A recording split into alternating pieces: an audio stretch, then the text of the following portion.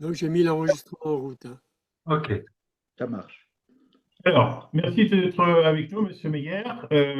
J'aurais préféré qu'on fasse ça de visu derrière une caméra en vrai professionnel, mais pour des raisons de calendrier et d'urgence, on va traiter l'essentiel. Et ce que je vous propose, c'est qu'à mon prochain passage en Alsace, sur Strasbourg, il y aura d'autres tâches. On puisse, avec vos autres collègues de votre association, faire une entrevue plus approfondie et moins à distance. D'accord. Alors, on va essayer de faire efficace. Ce n'est pas une réunion de discussion pour 1 heure et demie, 2 heures. Si on peut faire une entrevue d'une bonne grosse demi-heure, ça serait très bien. Mhm. Ça nous allégerait tous, parce qu'on a tous des journées un peu lourdes et longues, je suppose. Oui. Et cet entretien n'est pas un débat, c'est une forme d'entrevue. Je ne veux pas les montrer, moi, mais c'est une entrevue. Pour vous poser des questions sur votre association, votre mouvement, le Parti comprendre. politique. Mhm. Oui, le comprendre pour l'expliquer au commun des mortels de ceux qui ne vous connaissent pas, puisqu'il sera à terme diffusable par écrit ou bien en vidéo sur l'ensemble du territoire où on parle du droit local. Deuxième chose, j'insiste beaucoup sur le fait que même si notre travail et mon travail consiste sur le plan juridique à apporter un certain nombre d'éclaircissements, il n'y a aucune velléité contre le droit local. Je crois que je vous l'avais dit à la fin. Il y a effectivement beaucoup de choses très intéressantes et qui mériteraient d'être étendues au reste de la France. Et il y a des questions qui, sur le plan juridique, posent des interrogations, mais ça ne sera pas l'objet de la discussion d'aujourd'hui. Là, c'est vraiment votre positionnement, votre témoignage, et puis on terminera sur une ou deux questions un peu pratiques sur la fin. Donc voilà, quelle est la nature de votre organisation? Quel est son objectif? Quelles sont ses prétentions, ses revendications et ses actions aussi, le cas échéant? Ouais. Alors, Alors, vous connaissez Jean-Luc Fizer, et il y a François Schmitt qui fait partie des synthèses citoyennes qui nous prête généreusement sa connexion payante Zoom pour qu'on... ben, bonjour Monsieur Filzer et puis enchanté Bonjour, monsieur. Monsieur Schmitt. Et aussi un Alsacien d'origine. Oui, ben, mon épouse s'appelle François Schmitt, alors c'est vrai que il y a pas de corporate. OK. Oui, donc disons donc donc moi j'ai rejoint en fait le parti Unser Land en 2014 suite à la réforme territoriale. Donc quand François Hollande a redécoupé les régions. Et voilà, j'ai pris ça un petit peu comme parce que de base, je suis un ingénieur. Je gère une entreprise qui est active dans les domaines de la fonderie, de la sidérurgie, et donc c'est un travail tout à fait industriel et cartésien, si je peux m'exprimer ainsi. Mais en 2014, j'ai ressenti ça comme si on voulait faire la peau, on va dire, à l'Alsace. Et c'est par ce biais-là que que je me suis engagé en politique. Et puis donc j'ai rejoint le parti autonomiste Unser Land, donc qui est un parti autonomiste fédéraliste donc qui regarde aussi effectivement beaucoup ce qui se fait ailleurs en Europe, notamment en Suisse, en Allemagne. Nous faisons partie de la fédération Régions et Peuples Solidaires que vous connaissez peut-être, qui est une fédération de partis français qui ont les mêmes exigences que nous. Au niveau de la Savoie, c'est le MRS d'ailleurs. Peut-être que Monsieur Schmitt les connaît, qui est notre pendant au niveau savoyard ou savoisien, selon la façon de s'exprimer. Euh, donc, euh, donc j'ai rejoint ce parti. Et petit à petit, bon, de simples militants, voilà, j'ai pris des responsabilités euh, toujours un peu plus importantes. Et puis en 2017, je suis devenu secrétaire général et désormais je suis vice-président du mouvement. Donc c'est un parti, donc très clairement, c'est un parti qui pense, enfin qui prône le retour d'une région Alsace, d'une région Alsace avec les compétences qui toutes les, on va dire, l'autonomisme pour nous, c'est on fait au niveau local tout ce qui peut être fait au niveau local. Donc aujourd'hui, bon, vous connaissez le fonctionnement de la France, c'est l'ensemble des impôts va à Bercy et tout est redistribué d'une façon plus ou moins opaque à aux uns et aux autres. Mais peu de gens ont, il n'y a pas vraiment de traçabilité sur la redistribution des impôts.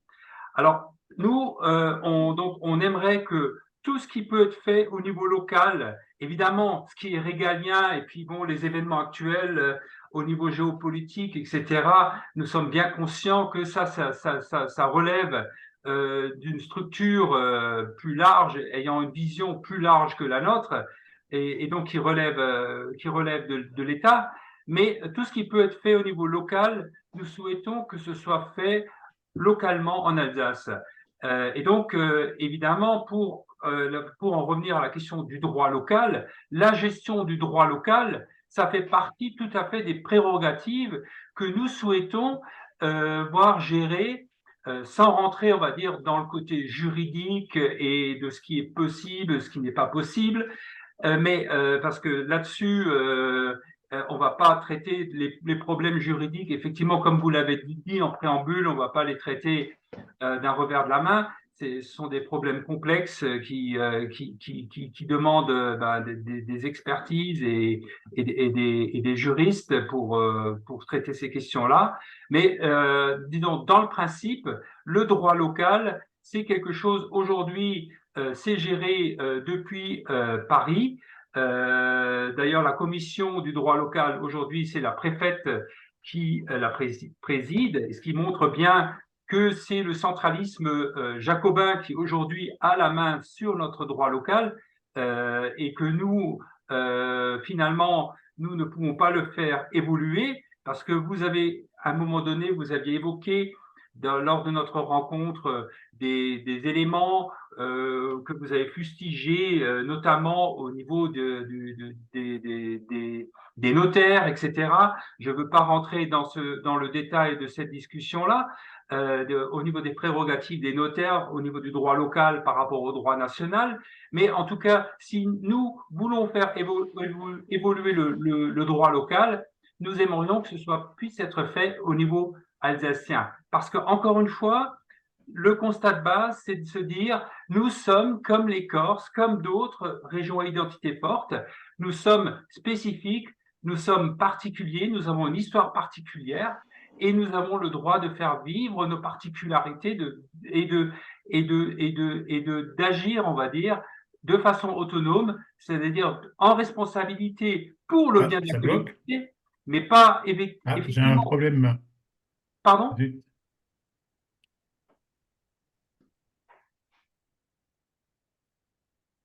Il s'est passé quelque chose.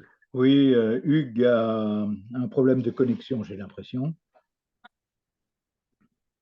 Est-ce que je continue, M. Filzer, ou Oh, on attend? je pense que, alors pour ma part, je pense que Hugues est indispensable dans la réunion. Je pense il est bien de l'attendre un peu.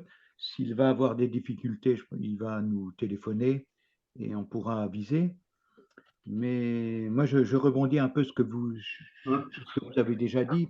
Je partage en grande partie votre avis sur le fonctionnement de nos institutions.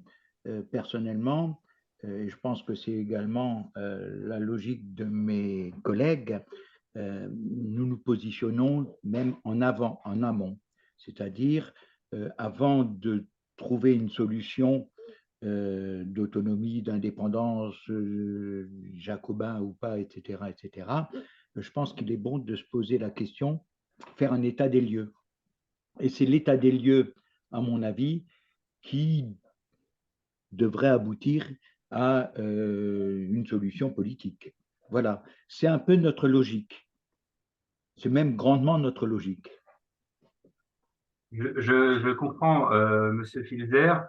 Alors c'est vrai que voilà, c'est-à-dire que en tant que parti politique, il faut aussi que nous, nous ne rêvons pas, nous ne sommes pas hors sol, et donc nous voyons bien l'état de la société. Et vous le voyez aussi bien que nous, c'est-à-dire qu'aujourd'hui, les gens ne sont, la majorité des gens finalement ne se bougent pas et la majorité des gens finalement acceptent on va dire, on va dire les règles qui sont aujourd'hui établies par les puissants, du moment que qu'ils aient que leurs fonctions et leurs besoins vitaux sont couverts. Ah, ah. Hugues, tu nous as rejoint. On ne te voit plus, mais je pense que c'est à cause de tes problèmes de connexion.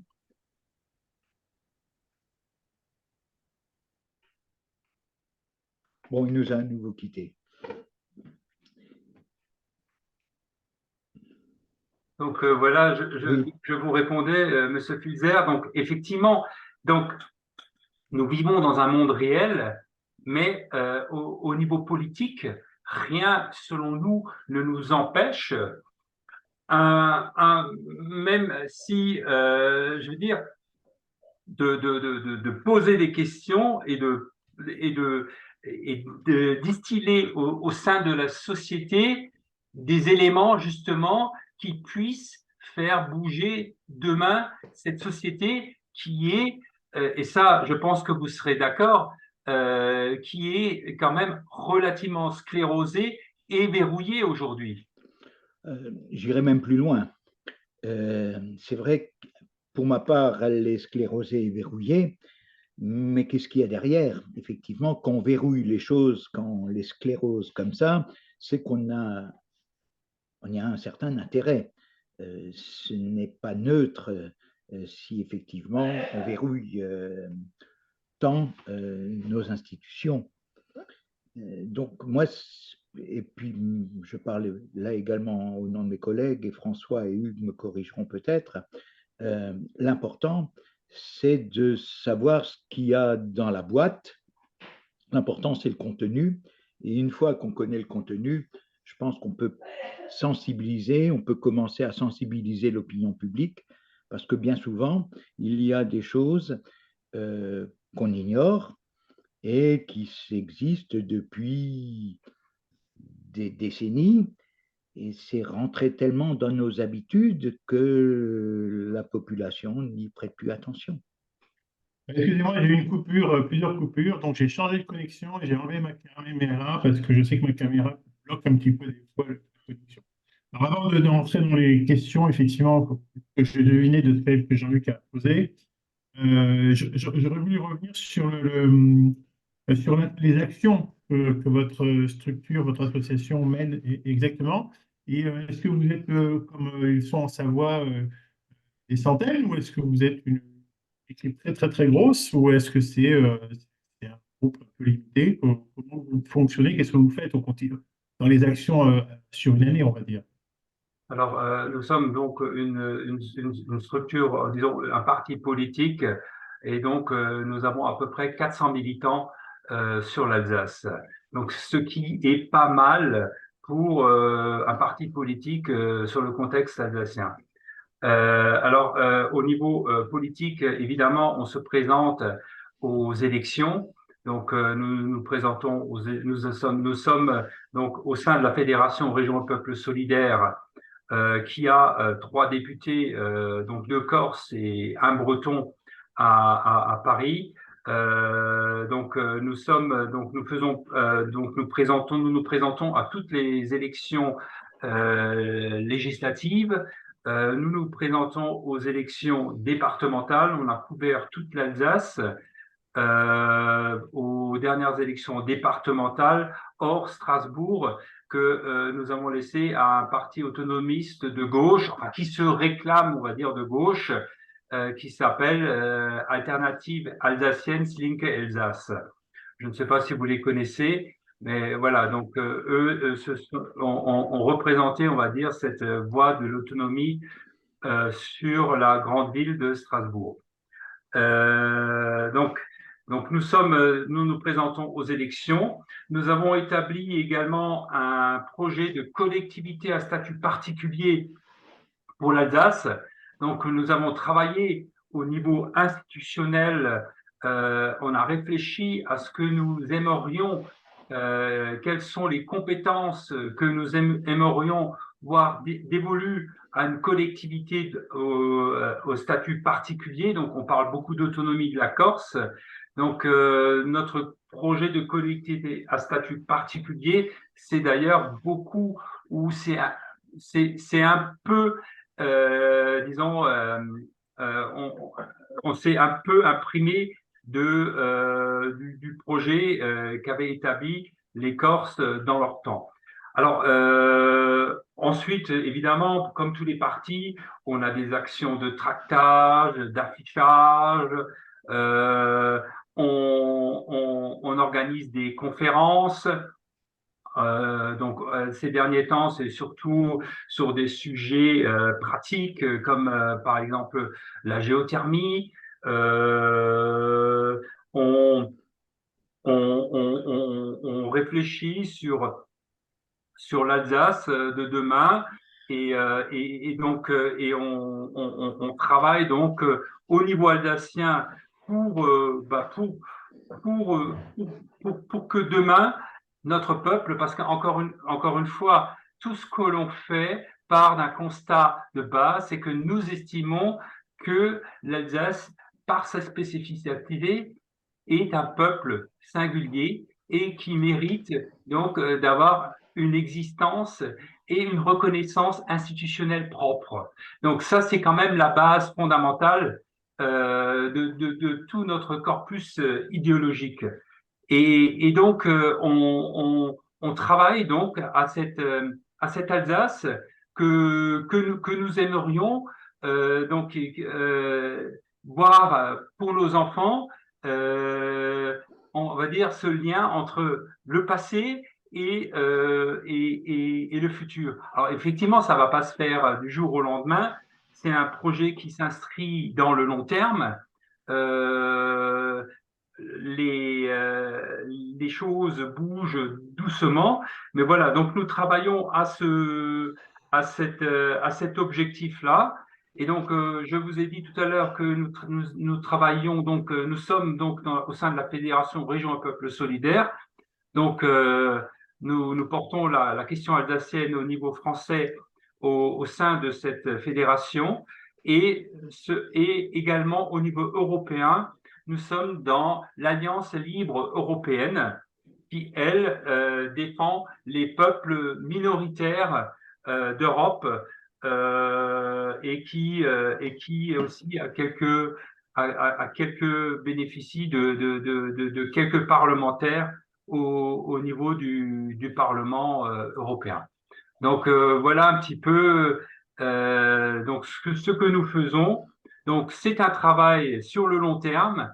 Ça se construit doucement. Il faut voir aussi d'où nous venons parce que en 2014, François Hollande avait dit l'Alsace n'existe plus. Et c'était François Hollande qui avait dit oui, excusez-moi. Le peuple alsacien n'existe pas. Bon, ok. Et donc voilà, nous sommes en 2024. Alors c'est vrai que pour ma génération, on commence à vieillir, mais on voit que de nouvelles générations, des jeunes, avec évidemment leurs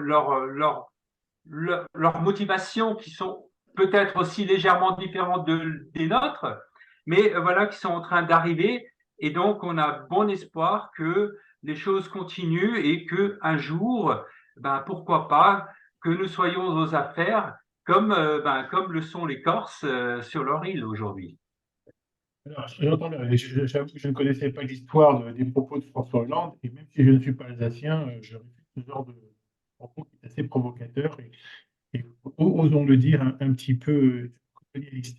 Je ne connais pas toutes les fédérations dont vous avez parlé, mais je suis très au fait des informations, des revendications de peuple. Et là, je sors d'un cours sur le droit international public qui ont parlé du peuple kanak de Nouvelle-Calédonie. Oui. Et tous les mercredis, je participe à une émission sur les Outre-mer, où il y a des revendications en Guadeloupe, en Réunion, etc., etc. Donc, c'est un sujet auquel j'apporte beaucoup d'importance. Ceci étant, je voudrais revenir sur ce que vous avez dit tout à l'heure, là, sur la gestion proprement parlée du droit local au niveau local.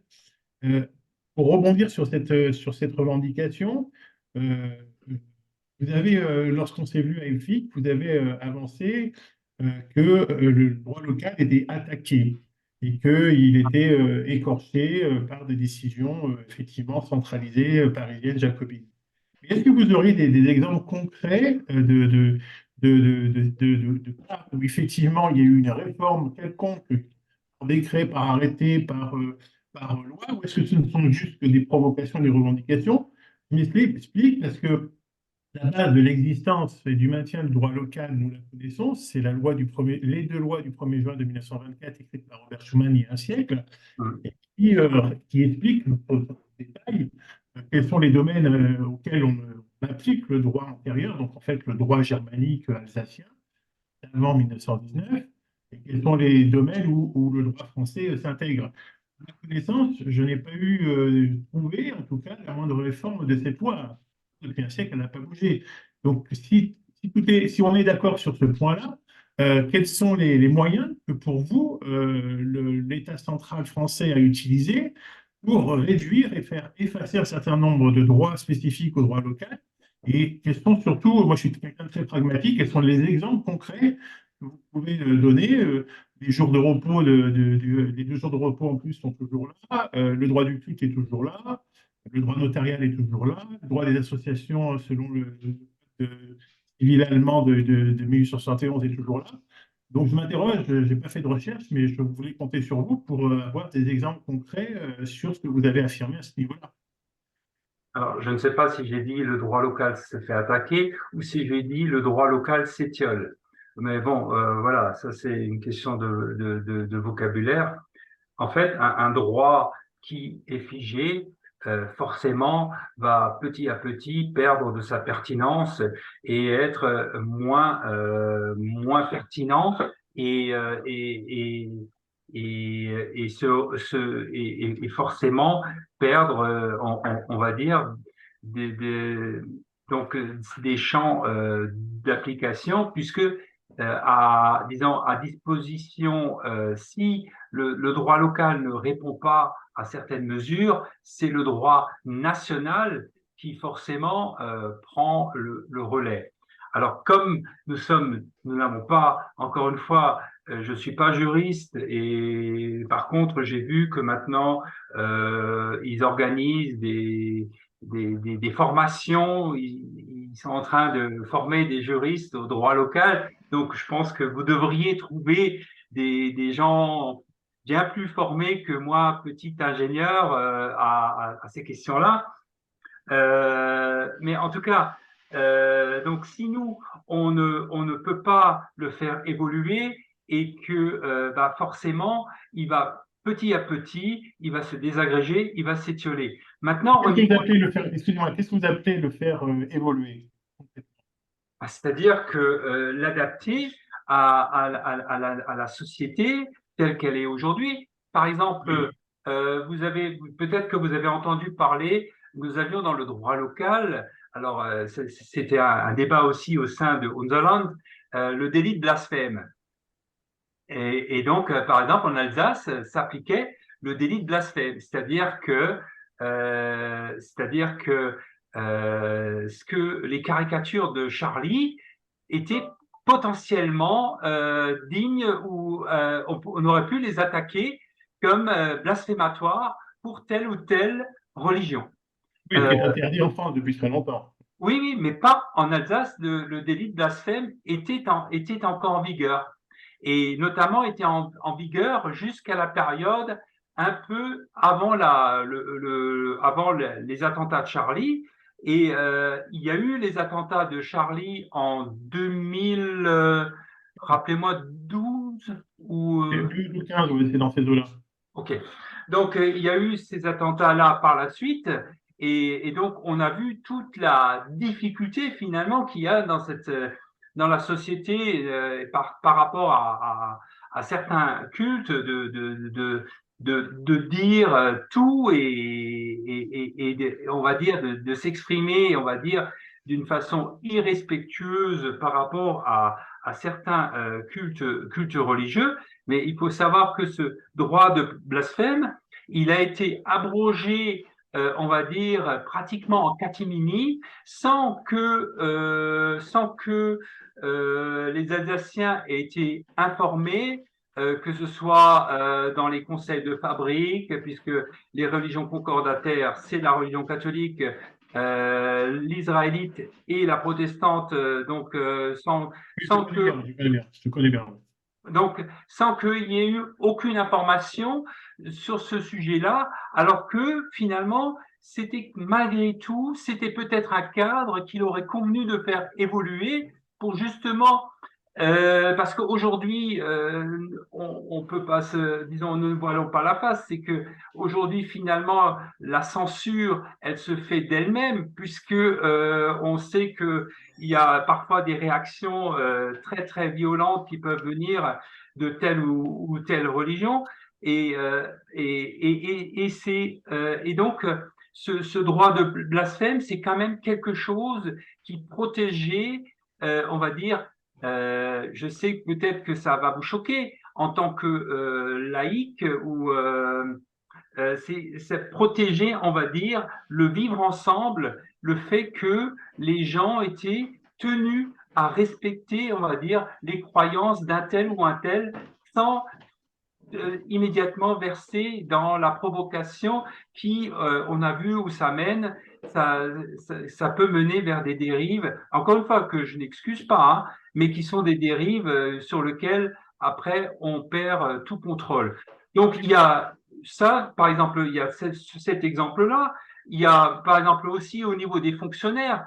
Je ne sais pas si vous êtes au courant, mais je crois que d'après les derniers éléments que j'ai entendus, les fonctionnaires se feraient sucrer les 2 jours de congés supplémentaires par rapport parce que doivent un nombre d'heures égal sur toute la France. Ça veut dire qu'ils sont obligés de rattraper les heures où ils ne travaillent pas pendant ces 2 jours sur leur temps de travail autre. Ça veut dire qu'on est quand même déjà en train de détricoter le droit local, puisque si vous travaillez un nombre d'heures et que vous êtes obligé eh bien, vous ne travaillez pas le vendredi saint et à la Saint-Étienne, et que après vous êtes obligé de rattraper les heures non travaillées, ça veut dire que de fait, le jour de congé n'existe plus. Sans, voilà, je ne suis pas spécialement. D'ailleurs, ça concerne les fonctionnaires de l'État français, c'est pas de l'État alsacien ou du Reich alsacien. D'ailleurs, c'est une chose de Disons, l'État français. Ce que vous avez peur, c'est que ça contamine le si, reste de la société, non, en mais fait. je voudrais intervenir à ce Vous avez sujet-là. parlé. Attends, une question, je te laisse la parole juste après. Vous avez parlé d'une abrogation en catimini. Donc, moi, il y a une chose que je ne sais pas sur cette histoire de délai de blasphème, c'est où est-ce que ça apparaît dans le droit local et quel est le texte qui l'a fait supprimer? Est-ce que tu as un témoignage, Jean-Luc, là-dessus? Parce que je Oui, suis oui, ignorant. oui, non, mais là-dessus, sur la suppression du délit de blasphème, il n'y a absolument aucun doute, hein. Il est abrogé comment? Ça a été abrogé. Je ne peux pas répondre précisément, C'est un mais décret? C'est un décret? c'est quelque chose qui est indiscutable, l'abrogation du délit de blasphème.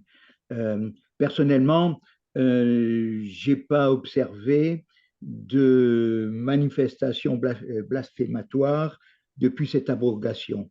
Mais ça ne fait rien. Je voudrais également dire que le problème des jours de congé, c'est vrai que c'est devenu quelque chose pour les fonctionnaires, et puis le vendredi saint et la Saint-Étienne, que je trouve très intéressant. Personnellement, lorsque j'étais salarié, aujourd'hui je suis retraité, donc je suis moins concerné, mais je trouve toujours que c'est toujours quelque chose d'intéressant. Mais il ne faut pas oublier que ces 2 jours de congé étaient acquis pour favoriser le recueillement. Oui. J'aime bien que ces traditions soient respectées. Aujourd'hui, il est vrai qu'on ne se recueille plus précisément, vraiment, même le lendemain de Noël. Le vendredi saint également, c'est pas sujet vraiment à des manifestations de recueillement, ou lorsqu'il y en a, c'est vraiment quelque chose de très limité. Mais autant faire bénéficier tout l'État, tout le peuple français de ces choses-là qui sont favorables. Il faut reconnaître que le vendredi saint et que la Saint-Étienne ne sont plus là aujourd'hui pour favoriser le recueillement, mais pour passer des journées en famille. Finalement, c'est bien ça. Et que ces journées en famille peuvent également être partagées dans les autres départements de France. Lorsqu'il y a quelque chose qui est favorable à une région, pourquoi effectivement ne pas en faire bénéficier les autres? C'est là une réelle avancée. Il ne faut pas, je pense, se retrancher, se protéger. Au contraire, il faut apporter le positif aux autres. Voilà, ça c'est un peu mon point de vue. Sur ce point-là, et puis après je passerai à une autre question. Ça fait déjà une bonne demi-heure qu'on est ensemble. Est-ce que dans les actions que vous menez, les réflexions, les travaux, etc., est-ce que vous avez, par sécurité par veille et surveillance, avez listé tous peut-être pas vous, parce que vous avez rejoint depuis une dizaine d'années, mais j'espère que depuis vous avez pu aborder la question. Est-ce que vous avez listé tous les points particuliers du droit local de départ, qui était acquis, on va dire, dès 1924-1919, et la liste actuelle, en ayant dû rayer ce que vous avez dit, blasphème, les congés, je ne sais pas si c'est acquis ou si c'est en cours, mais donc, est-ce qu'il y a une liste de départ et puis une liste actuelle qui dirait, bah, effectivement, regardez, ça et ça a disparu? Ou est-ce que ce travail d'analyse et de suivi pour mettre en alerte n'est pas fait? Est-ce qu'il pourrait être fait? Parce que c'est ça qui nous intéresse, en fait. Quand nous, on aborde le cas, de défendre, effectivement, qu'il est vraiment, vraiment attaqué et usé, mériterait d'être un peu plus libéré. Ou est-ce qu'en fait, c'est plus beaucoup de provocation de la part de Paris et qu'en fait, dans les faits, il n'y a pas beaucoup de choses qui ont véritablement changé. Vous voyez, pour se poser la proportionnalité des faits. Hum. Vous n'avez pas fait cette analyse? Alors voilà, bon, moi je suis, disons, en tant que politique, enfin membre d'un parti politique, voilà, je suis plus un généraliste et puis voilà, je suis dans la vie active, j'ai une entreprise à faire tourner, donc je peux pas vous dire que j'ai travaillé le droit local et que je l'ai épluché en long, en large, en travers. C'est faux. Voilà, moi je suis au préambule, comme je voulais signifier au départ, c'est-à-dire qu'il faudrait que nous ayons la main euh, en Alsace, Moselle, parce que ça on parle toujours de l'Alsace, mais au niveau du droit local, on ne peut pas ignorer que nous le partageons avec la Moselle et que on ne pourra rien faire si on n'a pas un accord entre l'Alsace, voilà, qui est spécifique, je vous l'ai dit, mais il faut trouve un accord avec la Moselle et avec l'avenir que s'imaginent les élus les gens en Moselle, parce que nous, en Alsace, on peut rien faire seul. D'ailleurs, c'était un point qui m'avait un peu choqué, Monsieur Desbottes, à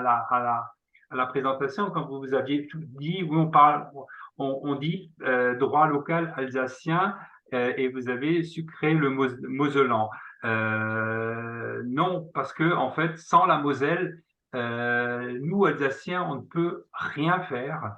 Et donc, d'ailleurs, Paris joue parfois d'ailleurs sur cette carte-là pour pour pour nous amener finalement à nos limites.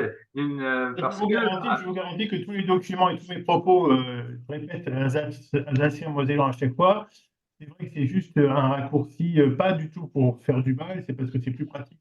ah non, non, c'est pas moi, ça, mais Mais on je dit veux bien préciser l'Almo ou aussi. l'Alsace-Moselle à chaque fois, ou l'Alsacien-Mosellan. Mais C'est pas, il je n'y le a pas de concède, souci. hein, moi-même j'ai cette fâcheuse tendance à parler au nom de l'Alsace, pour l'Alsace, et dans ma tête, effectivement, c'est l'Alsace-Moselle. Oui. Et Mais Chloé, dans nos réunions, n'arrête pas de nous le rappeler qu'elle est sur Metz. Hein. oui, oui, oui, C'est important c'est parce que, important, mais c'est tout à fait pertinent ce que vous dites, et c'est sans aucun problème, c'est bien le droit alsacien mosellan. Et là où je vous rejoins également, c'est que les citoyens doivent reprendre la main sur ce droit-là, parce que c'est un droit qui, comme on le sait maintenant, ça ne pose plus de problème, qui n'a plus été enseigné depuis 100 ans, que donc avocats, magistrats, etc., etc., ne sont pas gradués en droit local. C'est quelque chose qui me semble impardonnable de la part de nos instances politiques. C'est à ce niveau-là que les citoyens doivent bouger et comprendre effectivement que des magistrats rendent de la justice, je vais dire, sans connaître ce droit local, et même, je vais plus loin, sans parler l'allemand juridique de nos textes allemands encore en vigueur. Parce que je voulais vous poser la question, est-ce qu'on est bien d'accord que pour vous, le droit local, le droit alsacien, c'est un droit spécifique germanique et qui, comme ça a été exposé dans la conférence, est justifié parce qu'il s'appuie sur des constitutions toujours en vigueur, celle de 1911 et celle de 1871, comme l'a confirmé la Cour de Karlsruhe par deux fois, en 1973 et en 1987. Constitution toujours vivante, même pendant la période 1940-1945, puisque alors ça, je réforme ne en suis pas d'accord. 1953. Je ne suis pas d'accord. Je Vous suis n'êtes pas pas, d'accord je ne suis pas d'accord. Je avec suis, cette affirmation? Pourquoi? Sur quelle base vous n'êtes pas d'accord? euh, C'est factuel, hein, ce que je vous dis. Hein. je ne suis pas d'accord. Pour moi, le droit local était abrogé durant la période nazie, où le droit local, alors il faudrait, encore une fois, il faudrait rentrer dans le détail avec un juriste, mais les nazis avaient abrogé le droit local. Voilà, je résume, et que, en fait, il n'a été rétabli qu'après la libération. C'est pas ce que j'ai Donc dit. Hein, la c'est pas ce que période j'ai dit. nazie est une période, en fait, c'est une période où le droit local n'était pas appliqué en Alsace-Moselle. C'est pas ce que j'ai dit. Ce que j'ai dit, c'est que dans cette période-là, le gouverneur, le Gauleiter Wagner, a procédé à une réforme constitutionnelle qui prouve l'existence de ces constitutions, comme l'a confirmé en 73 et 87 la Cour de Karlsruhe. Je n'ai pas du tout dit s'il l'avait abrogé ou pas. Je parlais de la Constitution. Et que c'est l'existence Bah, de ces deux constitutions qui, même encore aujourd'hui, légitime d'un point de vue constitutionnel le fait qu'il y a encore des lois d'origine germanique qui s'appliquent. Parce que s'il n'y a pas un support constitutionnel, euh, tout simplement, c'est le propre de tout changement constitutionnel lorsqu'on change de régime. Sauf si on décide, comme ils l'ont fait en 1971, de garder un certain nombre de lois antérieures, comme ils l'ont fait par exemple avec donc, les lois concordataires de 1905, qui, bien que restées écrites en français, ont été reconnues, hein, c'est du droit de reconnaissance internationale, par les gouvernants et les dirigeants de l'époque, comme quoi ce seraient des lois qui seraient dans le corpus rattachées à la nouvelle constitution du Reich de 1871. Mais je n'ai jamais remis en cause, ou je ne suis pas du tout aventuré à disons, dire si le droit avait été abrogé dans cette période-là. Je ne sais pas si j'aurais eu possibilité. Et je terminerai sur une dernière question, après, qui est d'ordre d'actualité. Jean-Luc, tu veux intervenir ou pas sur la période nazie? Alors, pas vraiment, enfin, bien sûr que j'aimerais intervenir parce que ça fait suffisamment de temps que j'étudie le droit local, mais comme M. Meyer l'a tout à fait judicieusement suggéré, il faudra un juriste ou plusieurs juristes qui se penchent, il faudrait travailler le sujet. Et ces réunions de travail doivent être publiques. C'est là que ça commence à devenir intéressant. Lorsqu'on a une commission de droit local, que ces travaux doivent rester confidentiels, comme le suggère le rapport Bockel du sénateur, du député Jean-Marie Bockel à l'époque, en 1982, si je ne me trompe pas, que l'essentiel du droit local fait l'objet donc de deux lois, donc on est dans un processus législatif, les lois de 1924, et que ça reste du ressort du gouvernement. Il y a une énorme contradiction. Loi de 1924, gouvernement qui garde le contrôle de cette commission du droit local. Comment peut-on imaginer travailler dans ces conditions-là et obtenir des contradictions? Ce n'est pas possible. Voilà. Deux éléments. Vous avez dit qu'il n'y avait pas de possibilité de maîtriser les notions et les connaissances de droit local et que ça ne permettait pas d'évoluer, etc., etc. Mais je sais quand même que depuis bientôt 40 ans, l'année prochaine, en 2025, ça fera 40 ans que l'Institut du droit local existe. Et l'approfondissement et la connaissance du droit local est totalement possible et disponible, vu toutes les archives et tous les travaux fantastiques qui viennent depuis 40 ans. Donc, là, j'ai du mal à vous suivre dans votre raisonnement par rapport à ce très gros potentiel et ce très gros volume de données qui sont disponibles, à moins qu'on n'ait pas le droit d'accès. Je ne sais pas, je ne suis jamais allé dans l'IDF. Et deuxième chose, voilà, c'est pas, ça c'est une observation que je vous faisais, mais par contre, au niveau de l'actualité, j'ai vu passer un article, je ne sais plus sur quel média, je ne sais plus si c'était les dernières nouvelles d'Alsace ou sur France 3 Alsace, mais dans l'optique d'être beaucoup plus autonome et d'avoir, déjà la CEA est quand même un grand pas en avant dans cette direction, même si vous voulez encore plus aller dans la logique purement corse. Eh bien, on a vu qu'il y avait une crise au sein du personnel de la CEA, où il y avait des tirages de couverture entre les élus de l'Alsace, du Haut-Rhin, du Bas-Rhin, et qu'il y avait toute une série de démissions, de mises en des fonctionnaires tout à l'heure.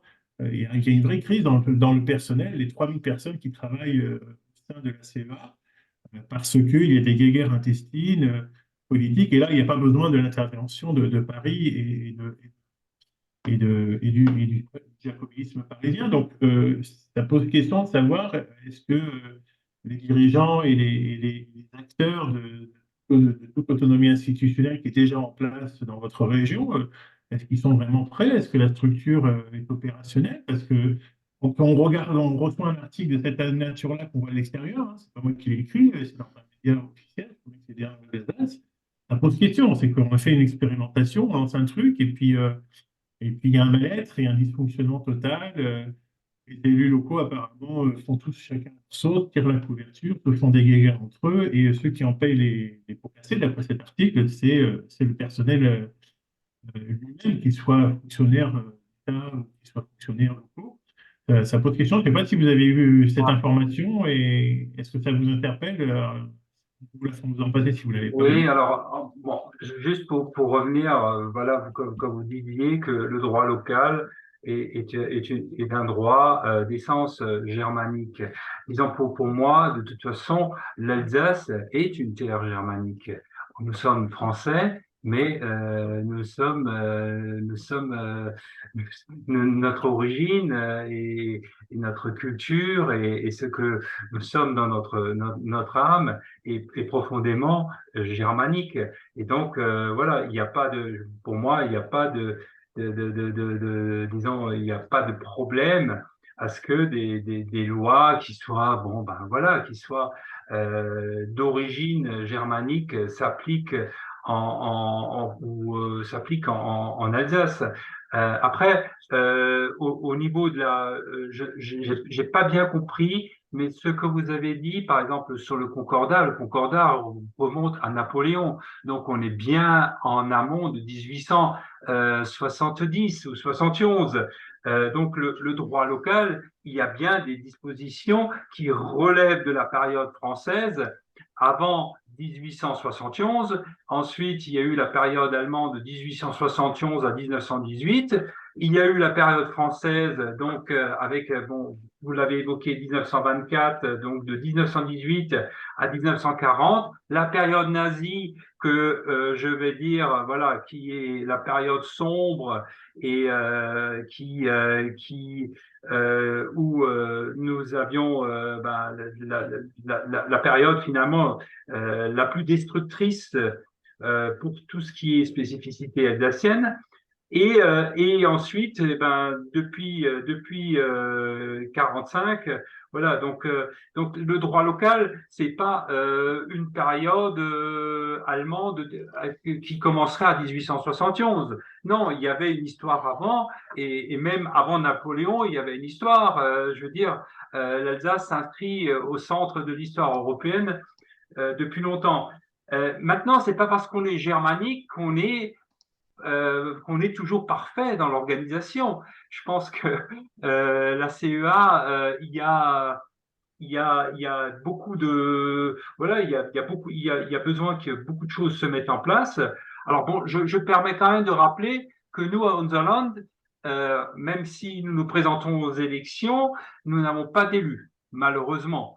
Au sein de la CEA. Nous avons des élus qui sont sympathisants, on va dire, mais qui ne s'affichent pas ou qui ne sont pas membres officiels du parti parce que vous savez que quand vous êtes régionaliste aujourd'hui, c'est pas forcément on va dire la meilleure étiquette pour percer en politique.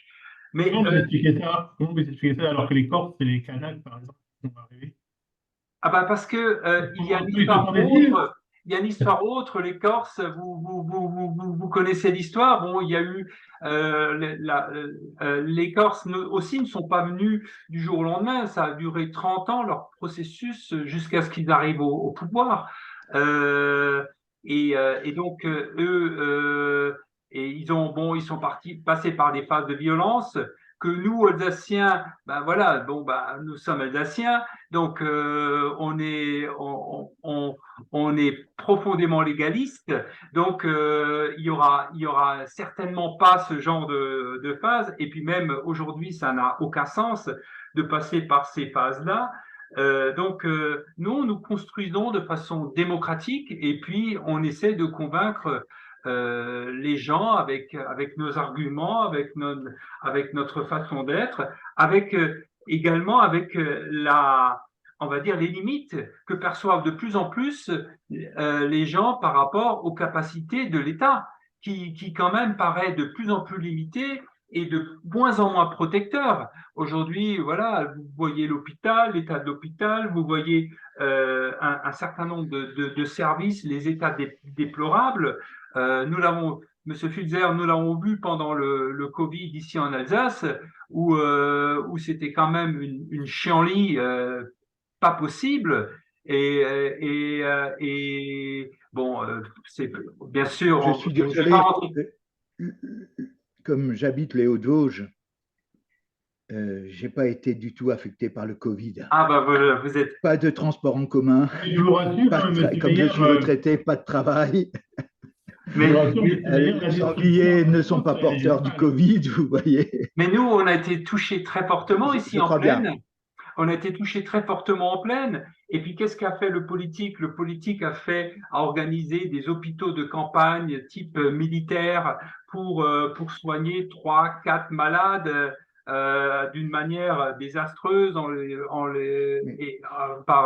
par des moyens médicaux complètement inadaptés. Ensuite, ils ont organisé des transports de malades par TGV médicalisés à travers Oh, toute bah, la France. c'était la France, hein. La destruction de la France dans son système scolaire, de santé et de tout ce qu'on voudra, c'est une volonté nationale, hein. Ce n'est pas spécifique à Alsace. Non, non, non, non, mais, Je crois là-dessus, hein. mais moi, je prétends que si nous, Alsaciens, alors nous ne sommes pas, encore une fois, nous sommes aussi des êtres humains avec nos forces et nos faiblesses. Ce que vous avez dit par rapport à la CEA, j'entends bien, j'entends aussi que effectivement qu'il y a des tensions, etc., et que tout n'est pas parfait. Mais c'est pas pour autant qu'il faut dire ah ben n'ayons absolument aucune ambition et laissons faire Paris et puis tout se passera comme ça se passera et espérons que ça se passe bien. Parce qu'aujourd'hui, encore une fois, je pense que dans le monde dans lequel on voit de plus en plus les limites de l'État central et on voit que finalement, si on laisse Paris gérer sans nous immiscer, à terme, ça risque de pas forcément bien se passer. Et donc, voilà. Donc, encore une fois, voilà, au niveau de la CEA, il y a des hommes, c'est des gens, etc. Euh, Peut-être que le président aujourd'hui, le président Bierry, qui se sent investi d'une légitimité démocratique et qui n'est pas suivi peut-être comme il le faudrait par sa majorité, peut-être que ça crée des dysfonctionnements ou des tensions ou que sais-je. Mais en tout cas, voilà. Mais en tout cas, voilà, la CEA c'est un premier pas. C'est un premier pas, mais bon, mais vous l'avez compris, pour nous, on est loin du but vers lequel nous pensons il faut aller. Alors, moi, je voudrais revenir sur certains points parce que, au niveau du concordat notamment, alors, un fait certain, c'est que le concordat ne s'applique plus en Alsace. Ce sont les lois concordataires qui s'appliquent. Si le concordat devait s'appliquer, ça veut dire que durant la période 1871-1905, il s'appliquait 2 fois. Il s'appliquait une fois sur le territoire germanique et il s'appliquait une fois sur le territoire français.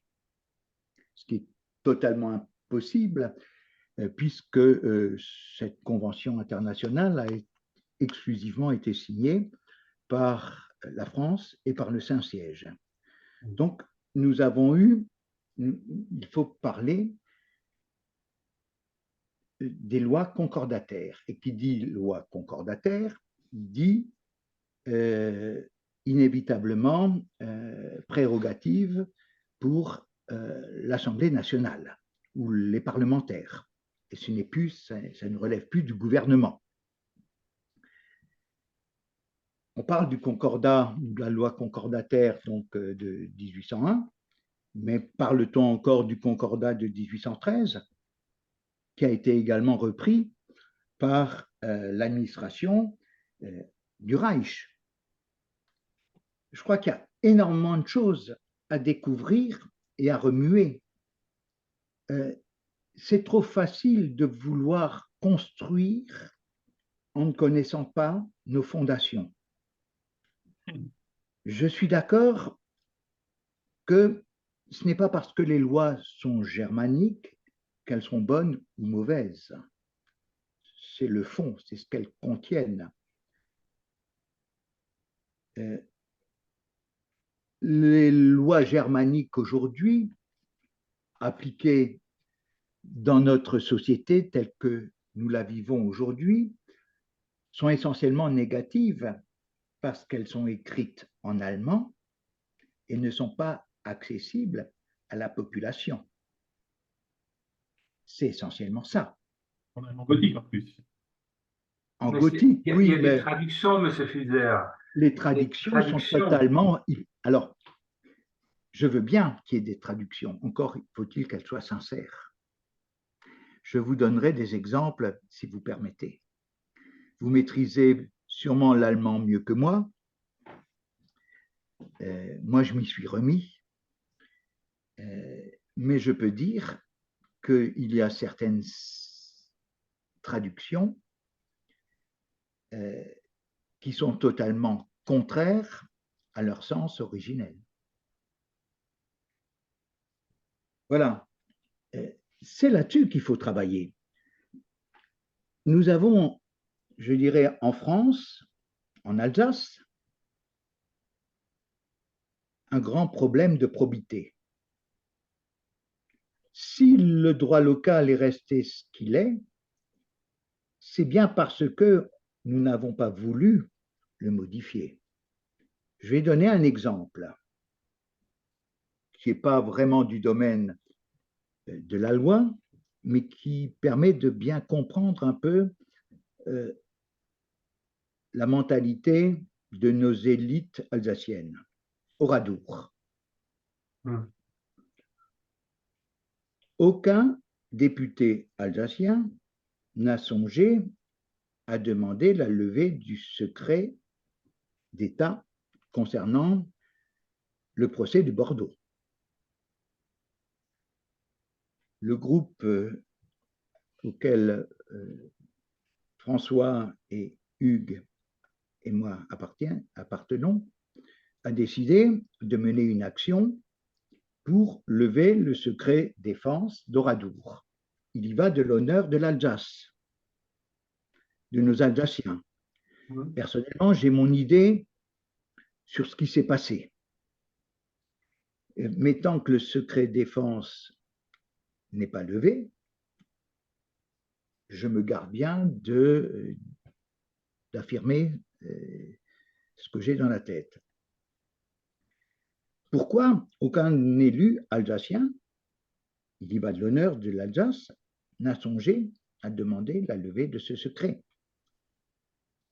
Aujourd'hui, nous avons diffusé à toute la représentation nationale, Sénat et députés, ainsi qu'à tous les élus de la CEA, du Grand Est, etc., une demande pour lever le secret défense. Nous n'avons eu aucune réponse de la part de nos représentants alsaciens. Bien au contraire, il y a des représentants, des députés français qui s'y intéressent. Et qui vont agir. Et qui vont agir. Vous verrez notamment une question au gouvernement qui va paraître très prochainement. Il y a d'autres députés, dont un qui m'a donné des témoignages, etc., etc. Invité une cinquantaine d'autres députés à le rejoindre. Donc, moi, c'est quelque chose que je ne comprends pas. Je suis alsacien, j'ai travaillé au Cameroun, j'ai travaillé en Bourgogne, à Rouen, dans d'autres régions de France, et j'ai toujours tenu à rester alsacien et à revenir au pays. Mon pays, j'y tiens. Mais je ne peux pas admettre qu'on ne s'en occupe pas. Voilà. Aussi, j'invite même Unserland à rejoindre notre démarche pour demander la levée du secret défense concernant Oradour. Oui. Ça me semble très important. Moi, je vous suis sur disons, dans cette réflexion. Voilà, je fais partie de ceux qui ont lu Robert Ebras et ses témoignages. Et bon, j'avais noté avec, j'ai vu que beaucoup de politiciens alsaciens se rendent aux commémorations, mais c'est vrai, voilà, on est toujours dans la forme. et on ne va pas dans le fond. Exactement. Maintenant, Donc, voilà, Je Monsieur je veux Fizer, dire, je vous donne un le témoignage dossier encore Oradour, aujourd'hui. si vous voulez, je ne le connais pas à fond, je le connais juridiquement. Et je vous donne un Euh, témoignage spontané, c'est que j'en ai parlé à un ami qui est un ancien président de la Commission des Affaires étrangères à l'Assemblée nationale, qui peut être au fait de ce sujet. Je lui ai annoncé ce que Jean-Luc vient d'annoncer, et il me fait, mais pourquoi y a-t-il un secret défense sur le dossier du procès de Radour? Je t'expliquerai pourquoi, mais c'est vrai que le reste de la France, la première question qu'on se pose, mais pourquoi il y a un secret? On sait ce qui s'est passé. Donc, à la rigueur, il et, n'y a même pas de légitimité d'avoir un secret défense sur un procès que tout le monde a connu. Enfin, et puis même, je dirais, il n'y a pas de raison d'avoir un secret défense dans une affaire où c'est la France qui a souffert. tout à fait. Mais est-ce que, bon, moi, vous avez dit, vous avez votre théorie. Moi, je pense que, voilà, à l'époque, vous savez qu'il y avait une grande manifestation place de Bordeaux, une des plus grandes jamais organisées en Alsace. L'Alsace choquée par le traitement infligé aux siens. Maintenant, est-ce qu'ils se sont bien comportés ou comment se sont-ils comportés? Ah, apparemment, il y a de Pas quoi, efficacement. il y a de quoi discuter. Oui. Après, on va dire que c'était des jeunes balancés dans quelque chose de terrible. Je ne sais pas. Je ne sais pas comment. Je, alors, si vous voulez, le contexte tel que ça s'est passé, bon, a priori, il n'y a pas de grande discussion. Moi, ce qui me choque, c'est simplement la levée d'un secret, un secret défense, la mise en place d'un secret défense dans laquelle la France est victime, dans laquelle les Alsaciens et les Allemands sont confrontés dans un même procès. Juridiquement, il y a quelque chose qui ne va pas. Voilà. C'est une affaire qui apparemment a été traitée hors de la justice, qui Nous était sommes bien résolue d'accord. hors de la justice. Mais Et donc maintenant, on peut pas maintenant en parler ce soir. non, Mais non, mais je vous explique, si vous voulez, qu'il y a peut-être un peu le ménage à faire parmi nos élites également. alors là, vous prêchez un convaincu. Voilà. Là, vous alors, prêchez un convaincu. j'aimerais qu'on reste sur une politique. Alors, on a dit une demi-heure, mais ça fait une heure parce que c'est tellement passionnant. Donc, la preuve que ça mériterait un autre débat à Strasbourg, en Alsace, quand j'y passerai, à la caméra au point. Je souhaite qu'on reste sur une note positive. Vous voyez que nous ne sommes pas des attaquants du droit local de l'Alsace, au contraire, qui ne voudraient pas avoir des congés en plus et plein d'avantages en plus au passage. Donc, je suppose qu'on est d'accord sur sur ce dossier et que bon, ben, on tiendra au courant des avancées et que si Sunderland veut pas rejoindre les sentinelles citoyennes, hein, mais veut avoir son intervention et agir sur le dossier de Radour-sur-Glane, ben, vous serez les bienvenus. On va vous tenir au courant et avec joie parce qu'au moins, vous voyez qu'on peut même travailler ensemble. Ce qui serait vraiment super et très constructif pour libérer l'Alsace. Voilà. Sans humour. Voilà, je vous remercie beaucoup, Monsieur Meyer. Je vous souhaite une bonne soirée. On se tient au courant. Bon retrait à vous, d'après ce que j'ai compris, retrait spirituel, comme vous m'avez écrit. Et D'abord, je puis, vais à Paris, je vais à Villepinte, et puis après, je rentre jeudi soir, et voilà.